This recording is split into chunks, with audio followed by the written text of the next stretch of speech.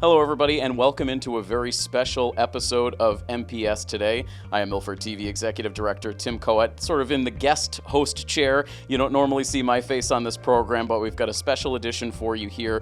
It's technically our first episode of this new 2025-2026 school year, and we're happy to be joined by a very special guest on this episode. He is the new superintendent of the Milford Public Schools, Dr. Craig Consigli.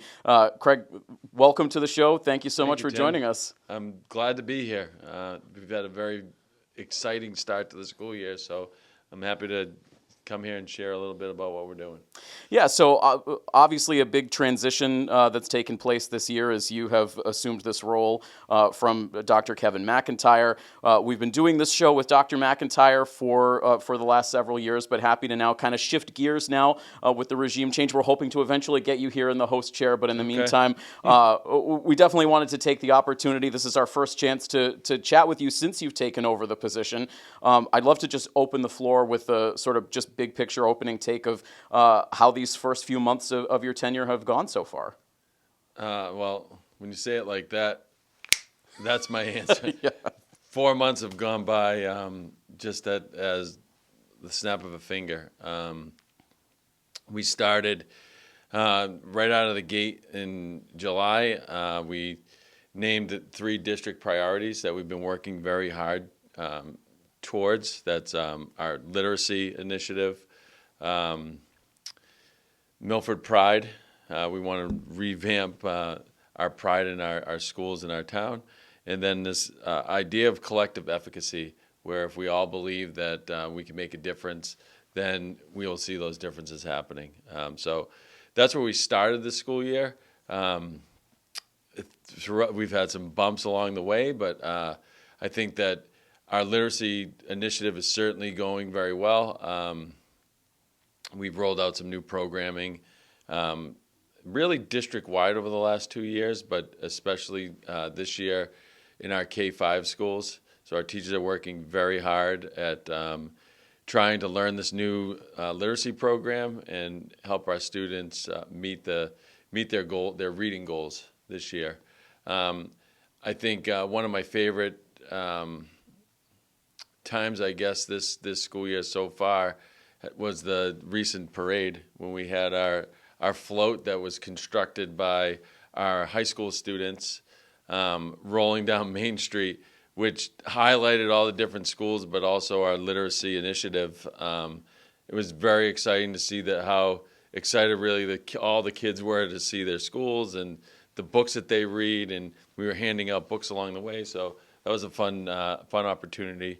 But I guess the other thing that I really enjoy in this role, and I don't get to do it enough, is just being in the schools and in the classrooms and seeing the kids in their learning environment and getting a better understanding for what teachers need to help students succeed, but all the good things that our teachers are doing. So it's been great. I would agree that the float in the Santa Parade was a showstopper, and there are terrific floats in the parade every single year. But to see the craftsmanship there, to see all of the school logos, the work that went into that float, it was really incredible to see that come down Main Street. And our kids, we had our building trades program that's run by Tim Dowd at the high school. All the kids participated in that, but then there were kids from other programs that participated. There was some art students that did some of the painting, but I think the other thing that it was also this whole district-wide culmination with just getting the information to Tim from across all the different schools. So I feel like it's one thing that all of our schools had a hand in, and I don't think that our kids knew that it was a competition. We get the second place trophy, so watch out next year because their wheels are already turning now that they know there's a competition. So I'm looking forward to seeing what they come up with next year. I mean, really great collaboration all the way around there. Craig, you obviously have a long history within the district. I can remember when I first started here at Milford TV, talking to you when you were the principal at Woodland in the old building. Okay. Obviously, you had a long tenure as assistant superintendent, now taking over as superintendent. Can you talk about your sort of history in Sure. this district and that leading to eventually you taking over this position? Sure. Well, I actually started right around this time back in 1997 I was a long-term substitute teacher in health education. I just graduated health ed in December, the beginning of December of '97. The teacher that was teaching at Stacy Middle School went on a maternity leave. I filled that role for, I believe it was 2 years, up until January of 2000. Then I took over in the role. So I taught at Stacy for approximately 8 or 9 years. Health education, I loved it. I also coached at the high school. I coached football. I coached baseball. I did 1 year coaching over at Milford Legion.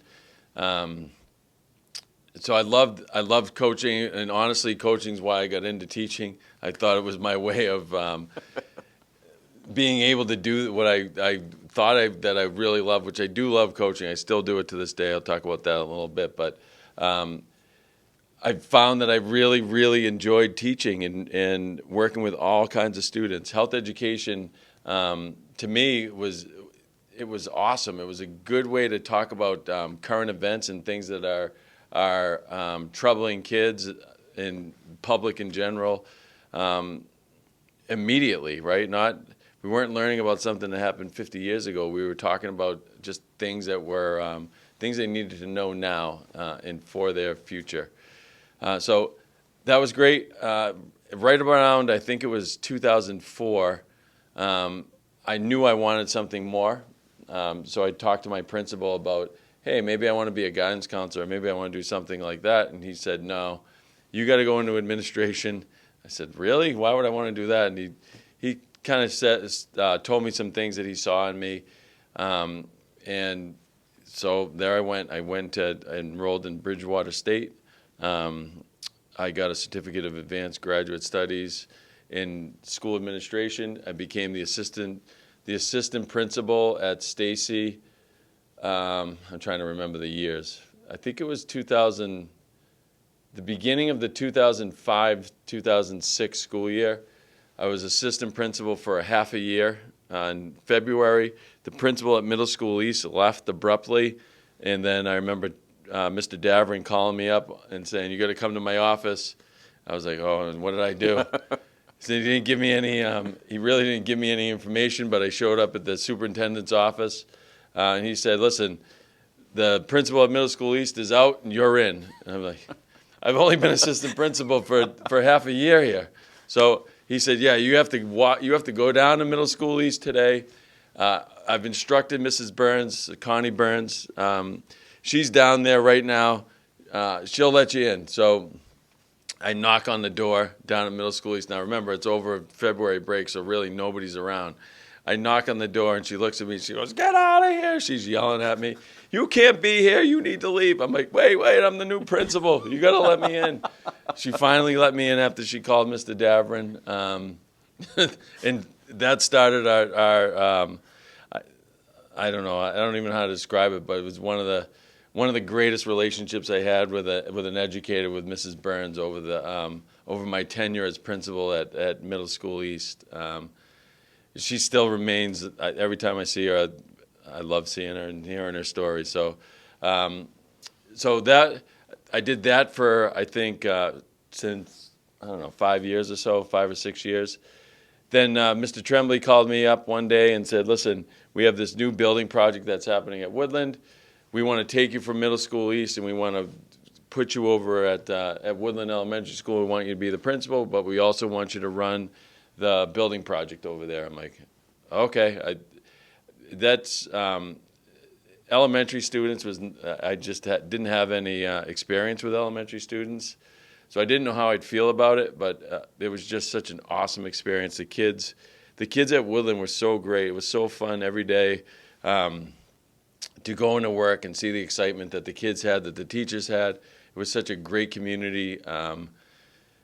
I think those were some of my favorite years as an educator working over at Woodland, not only with the students, but then through the building project, and then to see all of our all of our hopes and dreams just come to fruition with the new building was just incredible, an incredible experience. And then once that project wrapped up in 2016, Dr. Tremblay moved on to, I think it was Framingham at that point, and then Dr. McIntyre moved up, and the opening was there, and I applied for it and got the job. And then I was assistant superintendent for about 10 years, and here I am. What a fascinating journey. Long. And a lot of, it seems like a lot of great relationships along the way. And I'm curious in particular that relationship that you had with Kevin McIntyre. Obviously, you worked with him for a long time, and now transitioning into this role as Kevin retires. I'm curious what that relationship was like over your time as assistant superintendent, and maybe how that helped position you to ascend now to this position. Kevin's a great friend. Kevin is somebody that I think all of the leaders in our district would agree. He was somebody that let us spread our wings.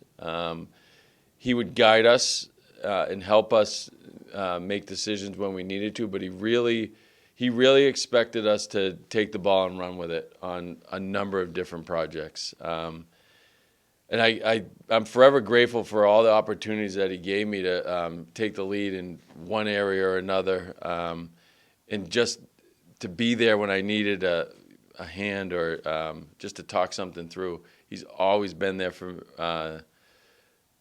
for me for that. He still does that now. I think what I'm going to miss, I guess, about Kevin is his sense of humor and his ability to take situations that are highly escalated and just bring them down and get everybody to a place where we can have positive conversation and move forward.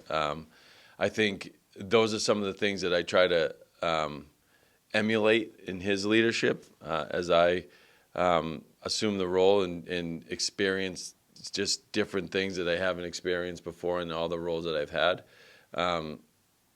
I kind of think to myself, well, how would Kevin de-escalate this situation or handle this situation in a way where everybody can feel like they were heard and feel like we can move forward in a positive way?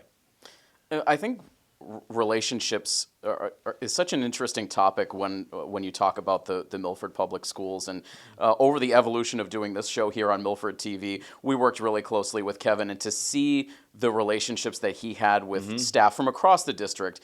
He knew everyone. It seemed like in an intimate way, where there were inside jokes. There was true rapport that was there, and it seemed like that extended beyond even just with other faculty and staff within the district. It trickled down to the students. It trickled down to the parents, and it seems like Milford is really unique in that way, and how there just seem to be true relationships that are built really across this district. Is that something that you feel that it's sort of a uniquely Milford thing?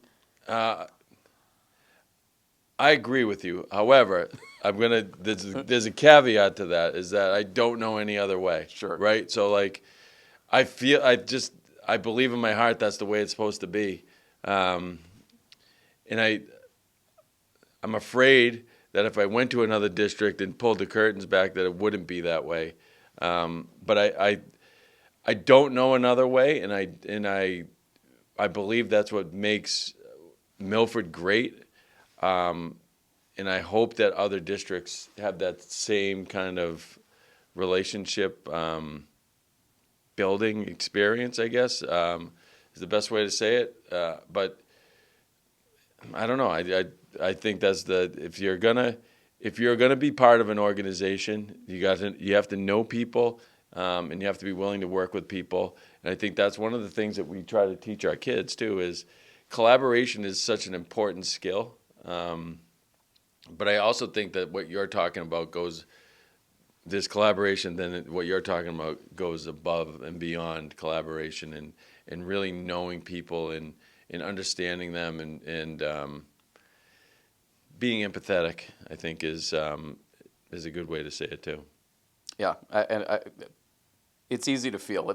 And I have had some experience dealing with some other districts, and it does feel like that is something that really is unique about this district, and makes it really just a great place. Certainly for us to be able to work with everyone here. Everyone is really very open, and it certainly helps us with any coverage that we do Yeah. throughout the district, which we really appreciate. Craig, I'd love to go back to talk. You mentioned your involvement with the Woodland School project and really leading the way there. So I would imagine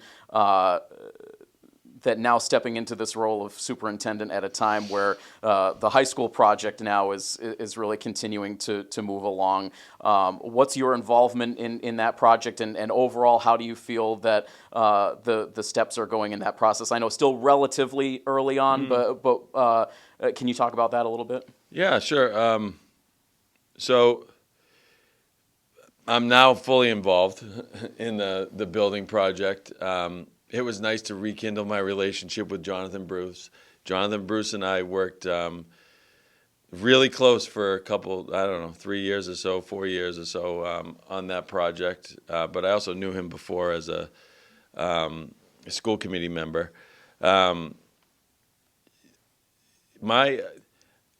I'm going to be taking it from a different vantage point this time, but I do remember working closely with Dr. Tremblay on the first project. I think that while the whole I'll be working with Josh closely, but Josh is going to have I think the harder lift of like trying to figure out how we want different things configured, and what makes the most sense in terms of programmatic shifts that we might want to make in a new building project. My role is going to be more, I think, on the side of working with the community and helping them understand why we need a project like this and what it'll mean for our students, not only the students that we have now, but our future students. I think that there are some folks that see Milford High School on the outside and say, why do we need a new school? It looks perfectly fine.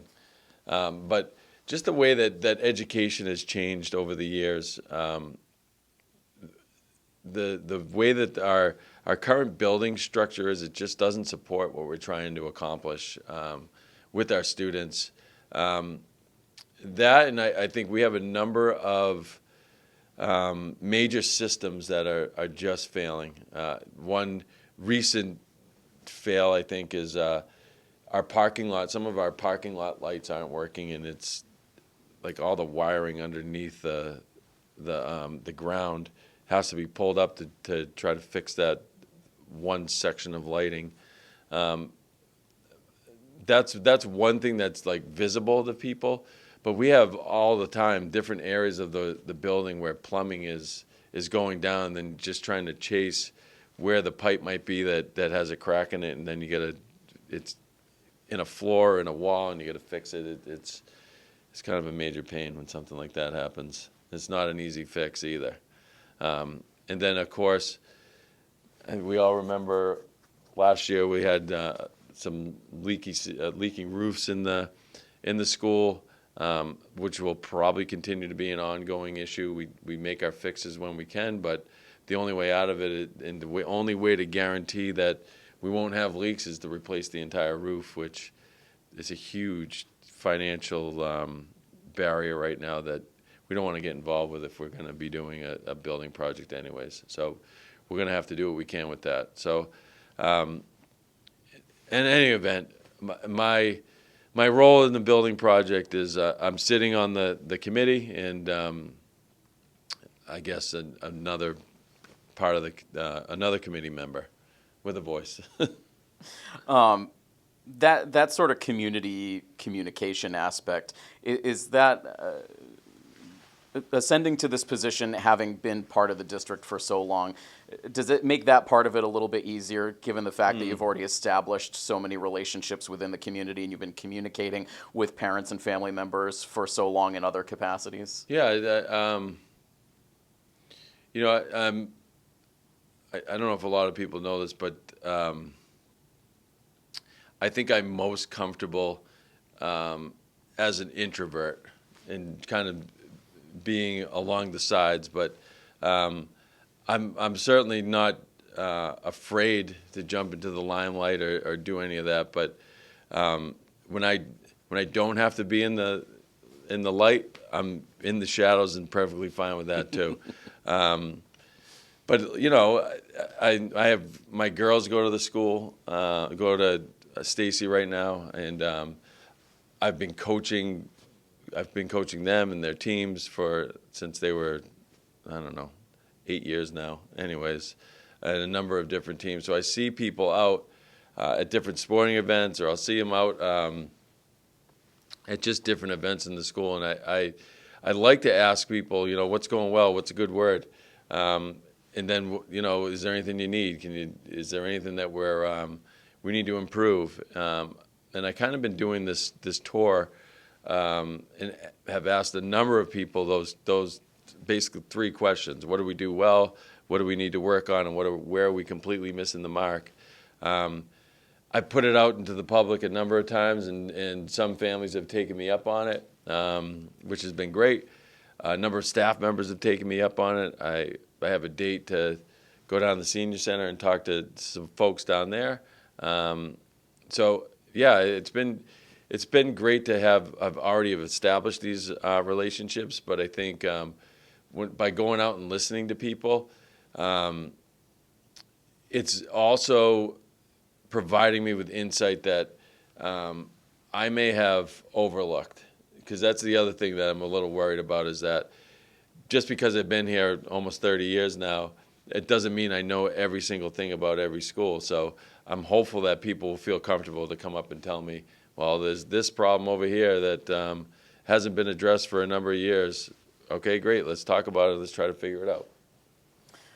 You've been so gracious with your time. I could ask you probably a million questions, but I want to be mindful because you are sitting here with us in the midst of the school day. And I do want to go back to, I know you've mentioned coaching a couple of times. And I think one of the most frequent times that I run into you in person is when we're covering a game over at the high school and we're wrapping up at the end of the day. And you're just coming to the field at that point to start coaching at the youth level. And I think about the day you've probably had to that point, a full day, either as the assistant superintendent, now as the superintendent, but still putting those hours in with those young kids coaching.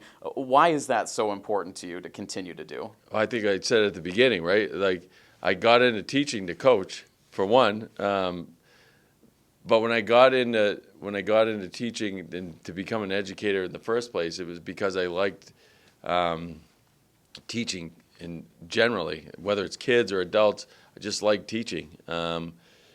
If I don't coach any longer, what I'm worried about is that I'm just going to be in my office doing work, just doing work. So knowing that I have to be on a field, like this evening, I have 2 basketball practices starting at 5:30.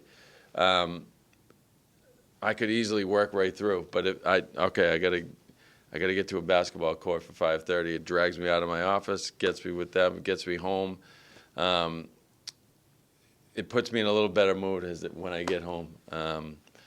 So it's important because it keeps me grounded and it keeps me enthusiastic about doing what I really love to do. Well, it's been really fascinating to have a chance to talk to you, Craig, and to learn about more of your story and your history with the district. And it's impressive to see all of the body of work that you've put in your career in this district so far. And we're just fascinated to see where things go from here. A lot of big things on the horizon for this district that you're going to be intimately a part of. But we really appreciate you sitting down and talking to us. We look forward to collaborating with you on future episodes of this show. But in the meantime, thank you so much for being here. We really do appreciate it. I appreciate your time. Thank you.